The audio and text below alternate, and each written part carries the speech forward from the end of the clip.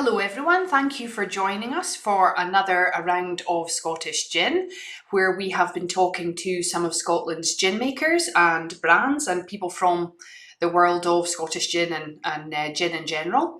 We're actually talking to Phil and Tabatha from Pentland Hills Gin today. So we look forward to, although we visited them, and we do know a bit about these guys. Obviously, the purpose is, you can learn a little bit more about the products and the people there. So, and you'll get to learn about their new Navy Strength gin as well, which absolutely, they've just released. Hot off the heels of the launch of that on just Friday. So, are you there, guys? Hi, yes, Hi. here. Hello. Hiya. Hello, good to see you. And you too. You too, guys. Thank you for joining us. That's not the real doggy. That's not Panza. Panza. No, he's asleep. He's just asleep down there. Whenever he starts, okay. he gets bored and falls asleep. Oh. It's always handy to have a stunt double, I guess. Yeah. Yeah.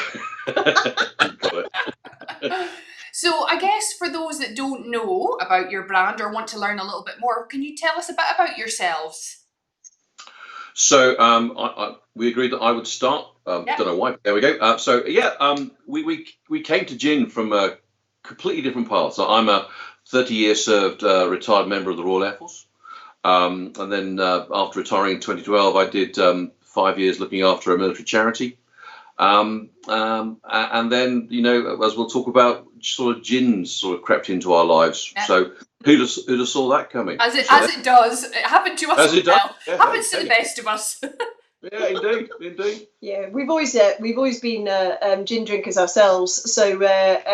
So when we kind of had the epiphany that turned around and said, what are we going to do? Because, I mean, the pair of us, so I've worked for a number of global organisations.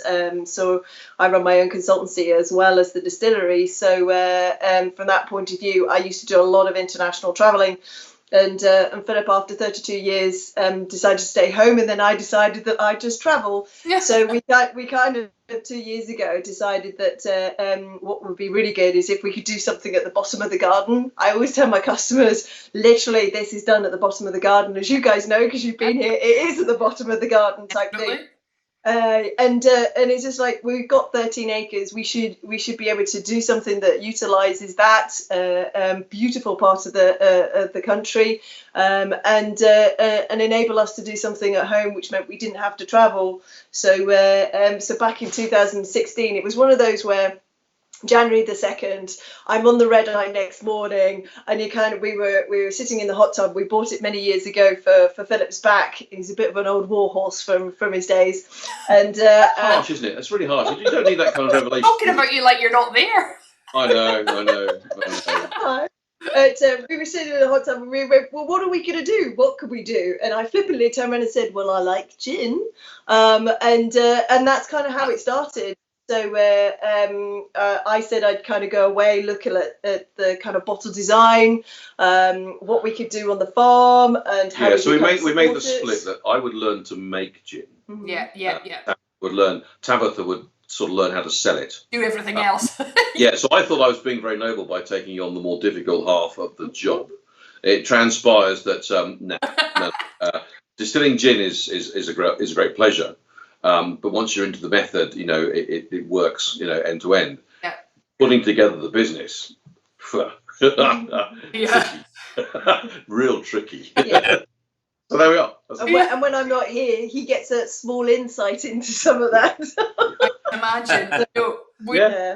We've heard that so many times, and I think we even just touched on the last Q&A we did, where we've heard that so much now, where, as you say, that making the gin and developing the gin seems to be so enjoyable, but actually getting it to market is like, there are so many barriers, there are so much red tape, but that's the difficult bit. But I guess even all the hoops that you've got to jump through to get a license for, becoming a licensed distiller and setting up a distillery. Yeah, HMRC. I can only imagine.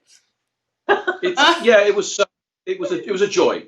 Yeah. An absolute joy. We loved every moment of it. Including their visit to come and see how the refill service worked. Yeah, and thanks for all the surprises. Yeah, I know. But, no, you're absolutely right. I mean, but there again, once you've got through it and you understand it, and you've made all the qualifications, and then you begin to get on with it. It's then how you sustain yourself in the gin marketplace. Yeah, absolutely. Yeah, more of which to follow, I suspect. Yeah. And I think also, so some of the challenges about setting up the business was we'd always wanted to kind of do something different with the bottle, and it's trying to understand how you brand it, what you brand it, and how do you build that brand. And I mean, I've worked with marketing companies in my other roles, but when you sit down and have to kind of do it for yourself, you go, okay, this is a different angle on life, isn't it? Yeah. Unfortunately for me, I work with a lot of systems, so accountancy systems, postal systems, all the other kind of side of things was not a challenge to me, but kind of trying to do the packaging and doing the brand side of things is a learning curve. And as you say, working with HMRC, I'm normally working with HMRC for payroll. Yeah. Take on a different kind of aspect when you look at the duty side of things, and going from duty paid to duty suspended was some of our biggest challenges. Yeah, I can imagine. Yeah. And obviously, you guys are based in a beautiful part of Scotland. Can you tell us a bit more about the significance of the Pentland Hills and how it sort of influenced your business and brand? Well, do you know, at the heart of everything we do is, when we stare out of the window in the morning, we're sat in the northwest corner of the Pentland Hills. Yeah. And it's great. It has its moments. In darkest winter, it can be truly epic. But even on those days, it's magnificent, and it's just a pleasure to be here. And we love it. We love our little bit of remote living, but we love making the land do what it can. And that was the ethos that set us about creating the gin. If we were going to do the gin, it had to reflect our lives with, the 5 dogs, the 2 cats, and the occasional 25 sheep. And also to reflect the hills that surround us, the woodlands, all those places that we walk every day. And that was, when we were, as Tabatha said, putting the thing to market was really tricky. But actually, it's quite easy when you start, when your benchmark is the Pentland Hills. Yeah. Right, what are we going to call it? Well, we live in the Pentland Hills. Does anyone own Pentland Hills? No, right, let's go for it. Yeah. And that's what a great place to start. Absolutely. Yeah. And the land and the nature and the botanicals and so many things that are on your doorstep have obviously gone into the brand and the gin. Yes, absolutely. Yeah. I mean, clearly, it's not possible to grow everything in this little corner of South Lanarkshire. Oranges and cocoa. I'm trying the oranges. You are a bit tricky. They're sitting in my conservatory, and they are growing. Oh, good for you. So it might come to something. Yeah. Okay. Yeah. Hopefully. Hopefully. So, but the bits that we can do. And also, I mean, we'll talk about the sustainable bits and pieces. We will just try and move on. The polytunnel gets fuller every year as we just try and experiment with adding to it. Yeah, with the coriander and other bits and pieces. So as much as we can, we will. Yeah. You've almost got. Sorry, I'm going off piece now, but you've got because you've got a bit of a botanical garden there, a bit of a gin garden almost, don't you? So we do. We know, as Philip says, the more exotic of the botanicals, we've always had issues kind of growing, but some of the standard botanicals, as you say, the polytunnel is full of them. So that's the thing that you need, though, here in Scotland, as you guys will know. You need something that creates heat. It's not like living down south where effectively, as my sister turned around and said to the other day, there were 32 degrees, and I'm going, it's only 15 up here. We need something that kind of creates that heat and helps that kind of growing process. So it was one of the first things we put in was the polytunnel, and it was there really to kind of grow vegetables, but that's long gone out the window. It's now full of botanicals, which I was chopping yesterday. So and some soft fruit, and we'll tell you a little bit more about that one later too. Exciting. Well, I know something you guys are really passionate about, and it is a big part of your brand, is basically sustainability. And so I believe you've got some renewable power supplies that support the distillery. How does that work? What do you have there? Yeah, so we're very lucky. We've got quite a lot of roof space. We've got a big barn, so we put in a big size solar array. Which offsets the distillery. Also, water rises on the land, so we can extract. We have a spring at the top, so we can extract. We can extract from that. So that's where we're at. We'd like to try and do more. We are at the moment just working with architects to reshape the stable that is the distillery. Oh yeah. And then hopefully maybe take on an ability to actually solar charge and then just have batteries on site to allow us to do that. So, but that's kind of the next step. So basically, I mean, the ethos is not just about that, but it's, cardboard boxes. If you send us a cardboard box, we'll reuse it. And we'll keep using it until there's nothing left of it. So yeah, you don't want to see what's in the office behind you. Yeah, well, you've seen it. You guys have seen it. I've just got loads of cardboard boxes. But I think sustainability, just on that, around the cardboard boxes, is what made us kind of look at the design of the bottle and the refill of the bottle and the way that we make the bottle, but also the packaging that it comes in. So the box that it comes to you in is designed so that it can go backwards and forwards in the post, but it's also designed to be 100% recyclable. Yeah. And actually there are funny cardboard companies have a way of tracking the boxes, and they take about 14 days to go through the whole cycle. So effectively from the make through to coming to somebody, and if they throw them away, then going through the recycle and back to the cardboard plants to be melted down to be made into more cardboard. Fantastic. So it's about 14 days. So it's one of those that was kind of close to my heart in the point of fact was that looking at a way that we can build that sustainability into the brand, not just from the botanicals that we source.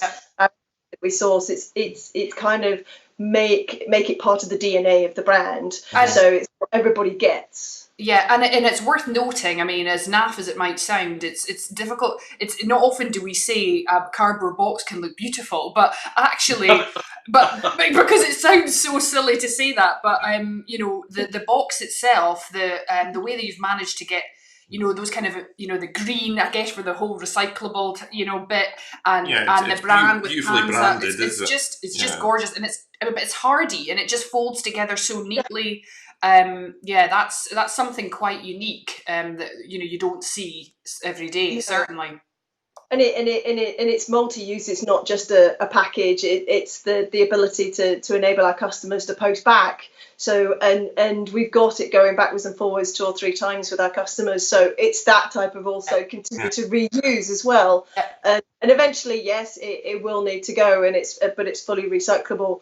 But it was quite funny when we first went live in 2018. One of our first customers emailed me to turn around and go, "My green box has arrived." It stands out, and it is quite interesting because people do see it, and we've got a couple of bloggers that keep an eye on us, Gin Girl Sutherland, who I think you've met, and she just loves seeing her green boxes coming through the door.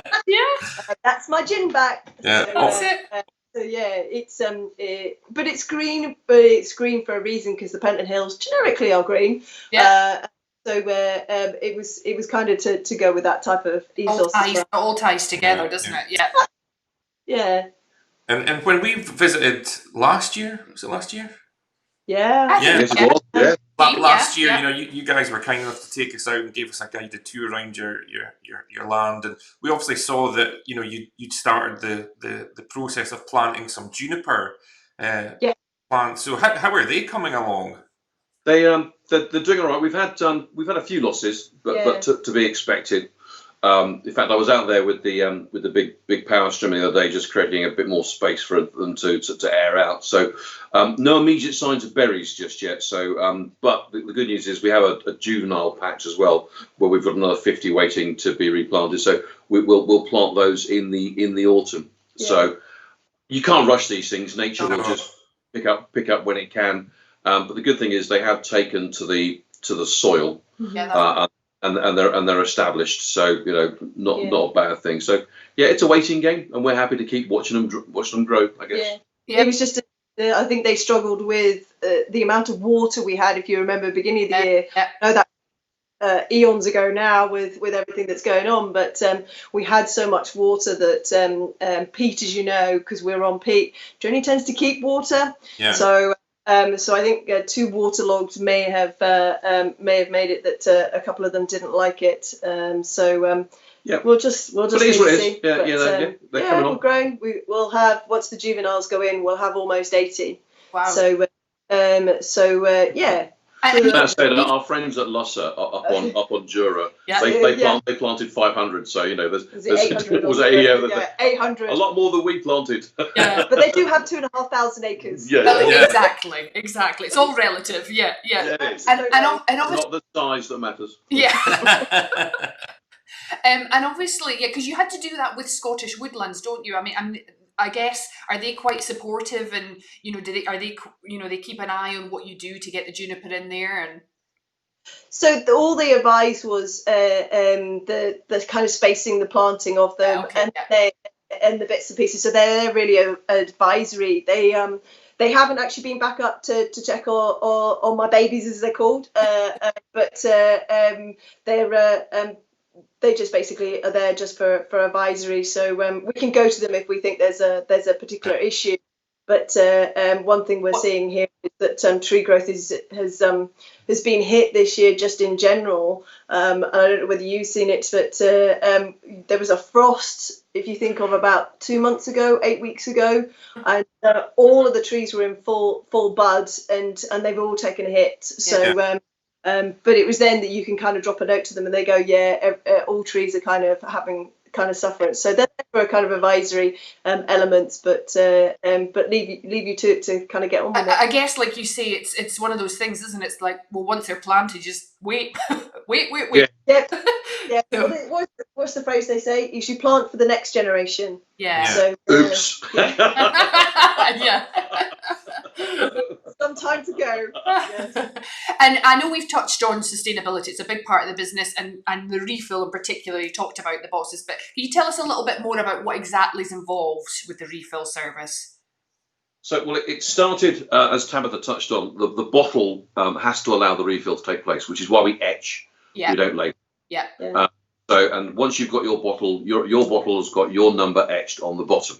So it's your gin bottle. So bottle and box with gin come to you, and when you're ready for your refill, back in the box and then back to us. And the etching allows me, because I do the bottle washing, you'd be pleased to hear, into the approved 90-degree bottle wash to be cleaned, and then it can be refilled. And then what we do is we mark the bottom of the bottle with an R1, 2, 3, depending on how many refills you're going through. So that just allows the cycle of the gin to go round and round. And we were looking at the stats. Some really interesting. During lockdown, it has changed slightly, but 20% of our customers, i.e., 20% of people who bought bottles, use the refill service. That's really positive, yeah. Wow. Yeah, it is. And we were around the refill rate, as in the number of bottles coming in. Before the lockdown, about 10%. About 10-15%. We're now 30 and 40%. Yeah, the lockdown has changed people's approach, which obviously that's a very unique condition, but I think people have kind of gone, like the idea, I can hand it to the postman, it gets refilled. And I don't need to go to a nasty shop. Yeah. But actually, I think it's also people kind of really get it. Yeah. They like the idea that the bottle can stay. Now, we've not lost a bottle to breakage with one of our customers sending it back, which is great. Yeah. All hail post office who work really hard on our behalf to make that happen. And now that we've moved on with the Navy gin, we'll obviously talk about that gin specifically. But what we've done is we've just said, well, we don't need to create a bespoke bottle for the Navy gin. We just put a bit of paper labelling on the etched bottle to say this is our Navy gin with the appropriate proper ABV labels on the back. So not only is it now is it one bottle for life, but we now offer it. You can have it refilled with either type of gin. Fantastic, amazing. So if you're liking the Navy gin, on you go. If you like my original gin, on you go. And people quite like that idea too. Definitely, and it's certainly unique. I mean, the refills, the other refills we've seen, it doesn't have the posting bit. Generally, it's you go to the premises and you would maybe get it refilled. But the whole packaging bit, I mean, there must have been some amount of research and investment, in that part of it, Yeah. Oh yes. Yes. Yeah. No, we're very lucky. Tabatha was working for a company called DS Smith, and the team at Lockerbie. With the team that designed it and put it together. The trouble came when we had to buy our first load, and all 5 tons of boxes arrived on pallets Because minimum order quantity (MOQ) was becomes a dirty word. Wow. 5,000 boxes. 5,000 boxes. So yeah. 5 tons. Yeah. It was What do you do with 5 ton of cardboard pallet? Fill the summer house. You cry and then work out where it's all. But yeah. Should have seen the look on his face when the Arctic turned up and he took the curtain sides back and he went, "Are they all ours?" And it was just like, where are they going to go? It's an eye-watering quantity of cardboard. Yes. But there we go. But we're going through it. Yeah. Slowly but surely. But also the challenge then was, how do you keep it dry? Yeah. So we've had to come up with so fortunately humidifiers, heaters, and the bits and pieces. So just trying to keep things from being damp and stuff. Luckily, we have 2 cats, so that prevents the mices from chewing it. Yes. Yes, of course. Yeah. No, they're very good mouses. So they keep. We let them in occasionally to go and parole and wander around. But no, the team at kind of DS Smith were brilliant. I've been doing some other work with them, and when I sat down with the guys and said, "Look, this is kind of what I want to do," and they went, "Ooh, okay." Even they turned around and went, "That's different," but we have some ideas, and after about 4 or 5 months, we finally kind of came up with the final kind of solution, and then it was, how do we brand it? How do we kind of do the designs? And my goddaughter's mother is she grew up with me, and Sadie's just brilliant at kind of graphics design. So kind of throwing stuff at her and going, this is kind of what I'm thinking about. This is kind of colours and tones and stuff. She put all the designs together for the box, and they did the printing. But I mean, it is a huge shout out to our customers. Yeah. Those people who've kind of gone, okay, so it's a bit of a hassle to take the box to the post office, and post it back. But we now have the drop box at the front of the farm as well, so folk who live locally could drive past, cycle past. They were initially chucking away the wall, which I came back to half a dozen boxes on the grass. So we thought, right, perhaps we've got a bit of a box there. So, but the fact that people get it and can be bummed to post it back, it just means that people's thinking is just changing.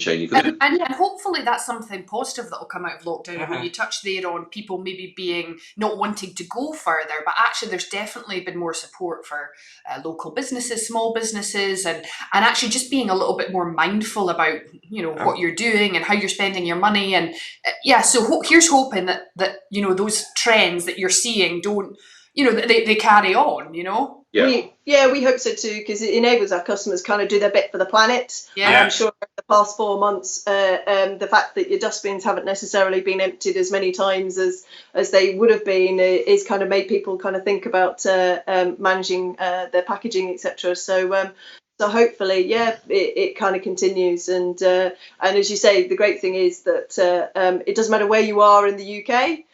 You can send it back. We've even got one on its way back from the Falklands. So and we've got one in the Channel Islands. So we've got them all over, and the Shetland. So all over the UK. Brilliant. It's a fantastic model. And you recently upgraded your gin still, Phil. Is that correct? Yes, so we moved from Douglas. Now, as I said, retired RAF. So my first still was called Douglas, named after Douglas Bader, and I'll leave that as a quiz. If people could tell me why they think it's named after Douglas Bader, I'll give them a shout out. So we moved to Amy. So we're now our distillation is just really simple. It's a 60 litre still. There are no bells and whistles, but no, it's settled down very well. Yeah, just on we go. Yeah, happily churning away whenever we need to. Yeah, brilliant. We do have a bigger still, which is sitting in the other part of the warehouse, but waiting for the architect and a bigger building, because we bought it thinking that we were going to be able to get it into the stable until we looked at the engineering that was then going to be required because of Brexit. I kind of made the investment to get it while we could still get it from Europe, because it comes in from Portugal, so they're copper pots stills. So we bought it thinking Brexit was going to chop everything off. And then when the architect kind of looked at it, he went, "You're going to need a bigger shed." So it's kind of one of those where it's just like, okay, maybe thinking that through might have been better, but never mind. It'll happen when it happens. Yeah. It's like that scene from Jaws, you know, where they're all and they say, "Oh, I think we're going to need a bigger boat." Yeah, that was the look on our architect's face. Yeah. You want that there? Where? Okay. Anyway, Building. yeah. Yes. So, and in terms of, I know you've got some fantastic botanicals and there. I mean, how would you describe the flavour profile of your original Pentland Hills gin? So it's a London dry style. Yeah. But we double distill here. So the first thing I'd say that people find it really quite smooth. And the first kind of hint is maybe citrus. Now, a combination of the orange, the coriander giving that kind of hint. But it changes nicely. It's sippable, you know, just entirely on its own. Yeah. And I think you know, it's the little bits of complexity. Interesting use with the mint, which some people find at the end of the sip. Cocoa nibs in there add a little bit of sweetness. So I mean, there are 9 botanicals, you know, kind of all working together. I mean, we spend a lot of time. Well, who doesn't, you know? But lots and lots of iterations to bring the one gin taste, one gin taste forward. Mm-hmm. Yeah. Well, we didn't rush at it. We practiced on friends and family, if that's the right word, for a long time. The trouble was they're all being far too polite and saying it was very nice. I can imagine that would be a problem. Yeah, so I started stripping botanicals out of the distillations in the test runs until someone started to say, "What have you done?" Because it's awful. Put that back. Yeah, that's all what's happened. I think the nicest kind of comments I get is really smooth, but then they just love the subtle hints of maybe the mint, you know, maybe the coriander, maybe a little bit of the sweetness. Yeah. So there you go. And our perfect serve is taking a kind of plain tonic, so you can still taste those botanicals, and then using a bit of pink grapefruit. It brings out a little bit more of the pink pepper pods that are in the gin. Or if you can't take pink grapefruit, just using a bit of orange, so just to enhance the orange taste that's in there. Although some of our customers have actually started putting apple in. Yeah, it's true. Apple and mint. So that goes well together. Lovely. We love it, and not just a great gin and tonic, but it also makes a really nice martini. I am a big martini fan. Me too. I just find martinis are like putting alcohol intravenously. You've got to go easy. That's right. But we drink responsibly at this establishment, darling. I know, but I just find martinis are just too much alcohol. I have to make them very little. Like I can't have too big. I must admit. No, absolutely. But you know, made right, absolutely fantastic. Yeah, that's always a good sign of a good gin is when it stands up well in a cocktail, where there's where there's no mixer essentially. You know, it's just that touch of vermouth and the gin should really let the gin shine. There's nothing else to hide behind. Exactly. And obviously, congratulations on the release of your new Navy Strength gin. I know, very exciting, terrifying, but exciting. Which you know, obviously we saw some previews on the email newsletter that you send out, and it looks fab. So, could you tell us a wee bit more about it? So, it's taken a long time to sort of build up a bit of, you know, distilling confidence and to want to do something different. So we wanted, in the first instance, to create, because we distill it to 80 to 58%. So, you know, any Navy Strength gin is obviously going to carry an awful lot of alcohol. Yeah. But the great thing is our double distillation technique maintains the smoothness in the way the gin presents itself. I practiced for about 6 months on friends and family, and it took quite a long time. I was quite surprised at how long it took to make the alcohol level right. I mean, you know, gunpowder Navy gin needs to be 57.1%. So I started just below that, 55%, did test samples with folk, and then kind of got to 57, and it wasn't quite presenting as I wanted it to.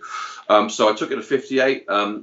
So what it does is it retains an awful lot of what you get in the original gin, but it just presents some other interesting and more complex tastes. One of our long-suffering customers who really likes the gin spent a lot of time testing it with different tonics. But they have this fantastic back thread of almost a slight toffee taste, Caramel, almost a slight caramelization, which I can't quite work out. I'm sure a fully qualified top chemist will be able to tell me. But it's just created some other interesting flavors. But what you get, with the 40% is still very much present in the 58%. You don't get the burn that you would also get with a navy, where you think it's kind of overpowering. It's not. It's still really quite smooth, and it is just the essence is still there, and it's not overpowered by the burn at the same time. So the great news is great gin and tonic, but it's a martini. It's a cocktail maker's gift. I'll be honest. We had a cocktail session on Saturday with some friends. And I was making a Vesper, but damn it, I didn't have any Lillet Blanc.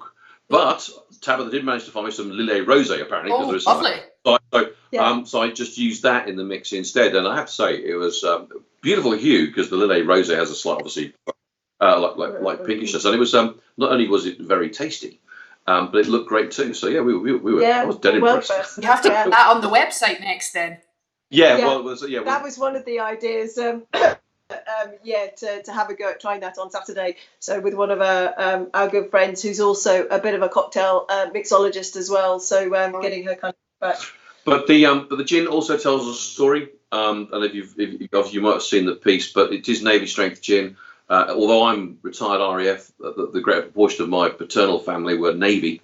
So the bottle is marked up with the HMS Electra's symbol, and we've named it in honour of my grandfather, who sadly was lost in 1942 aboard Electra in the Battle of the Java Sea. Right. So every pound from every sale of the gin will go to the Royal Navy Benevolent Trust as well. So in the gin is everything that we love about what we do, creating the taste we really like, but also a nice hook to the past, and to remember those who did all the right things back then. Yeah. And of course, Panza likes it because he's the boy who set the thing off. He launched it. Still asleep. Still sleeping. And I guess it's great as well that your Navy strength not only is paying that respect to the people that went before, but it's also helping people right now through the charity as well. So no, we hope so. Yeah. And so we don't know how much we'll sell over time. But we'll continue just to support when we can. So yeah. We did something similar with the Scottish Gin Dog calendar, if you guys remember last year. The Scottish Gin Dog calendar, and a number of the distilleries kind of got involved. So we ended up donating to the RAF Benevolent Fund, because that was Philip's chosen charity for us. Yeah. So this kind of follows on from that, and with a nod to some of the work my sister does around the charities, is to continue kind of doing what we can. Yeah. So it may be small amounts, but as you say, every little helps these days. So. Absolutely, and we know the margins are small for craft distillers, and every pound is so. I know. I'm sure it'll make a difference. So no, that's absolutely fantastic. So, but no, congratulations on that, and thank you very much for chatting to us. That was brilliant, and we learned a few new things. Yeah. So we didn't know everything about you. So that was good. Well, it's been a real pleasure. Thanks for coming to see us. I have to say. No, not at all. And hopefully we'll get down again at some point. But we'll just have to keep an eye on how things go with everything that's going on right now. But take care of yourselves. Yeah, best of success. Will do. Well, if you come and visit us, you come and see the new etchatorium then, Natalie, as well. So, because we're now etching at home. Oh, so yes, you mentioned that. At home, yeah. So we're now doing them at home. So, so also kind of part of our sustainability that we don't need to travel now. Brilliant. So yeah, you'll have to bring your bottle. As a printmaking graduate, I went to art school and did printmaking. I will definitely appreciate that. So yeah, come and have a go. Yeah, sounds good. Yeah. You think you're old enough? Yeah. Sorry. Awesome. No, not at all. Yeah. Right, great guys. Take care, and we'll talk to you soon. Yeah. Thanks again for everything. Bye. Bye. Cheers. Okay, that was great. Thanks to Phil and Tabatha for joining us today. That was really interesting, and really the refill bit is very unique. In fact, the fact that you can return the packaging. Fact that you order your gin, you get your gin through in the post, and then once you're finished with it, you can then send it back to them they'll refill it and then send it back out to you. Absolutely. It really All in is, the same bottle, all in the same box. Yeah, it's fantastic. I've not seen anything just quite like that. The pouches are becoming more popular, but the original bottle and packaging, that's something completely unique. Really but anyway, great to catch up with them. And keep an eye on our social media. We will carry on doing these. We've got a few more coming up too. So. Absolutely. I think the next one after this is Little Brown Dog Spirits. So another wee animal, brown lab inspiring a brand, coincidentally. But we'll catch you then. Take care. Thanks again. Cheers. Bye.